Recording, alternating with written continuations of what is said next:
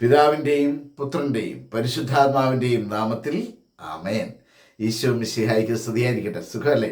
ദൈവം അനുഗ്രഹിക്കട്ടെ. നിങ്ങൾക്ക് വേണ്ടി പ്രത്യേകം പ്രാർത്ഥിക്കുന്നുണ്ട്. ഇന്ന് ഈ പ്രഭാതത്തിൽ ദൈവത്തിൻ്റെ വചനം, ആ ജീവൻ നൽകുന്ന വചനം, ആ വചനവുമായി നിങ്ങളോടൊപ്പമായിരിക്കാൻ ദൈവം അനുവദിച്ചതിനെ ഓർത്തുകൊണ്ട് ദൈവത്തിന് നന്ദി പറയുന്നു. സന്തോഷത്തോടു കൂടിയായിരിക്കാം. So smile and start your day with Jesus.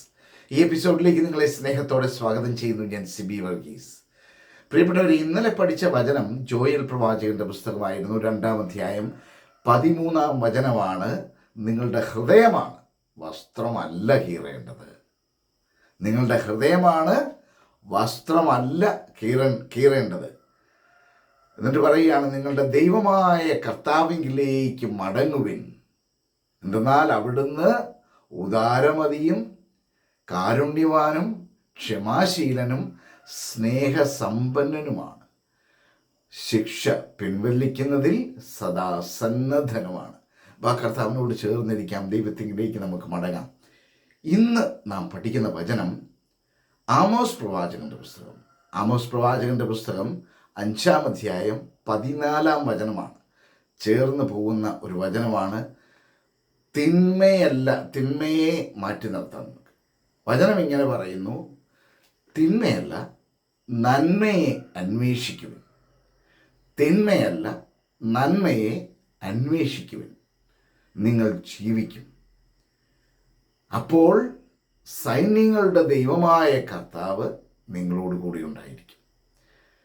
The book of the prophet Amos, chapter 5, verse 14. അതിങ്ങനെയാണ് പറയുന്നത്, തിന്മയല്ല നന്മയെ അന്വേഷിക്കുക. അന്വേഷിക്കുക എന്ന് പറഞ്ഞാൽ അന്വേഷിച്ച് നടക്കാനല്ല, അതിനെ മുറുകെ പിടിക്കുക. Seek good and not evil. Seek good and not evil, that you will live.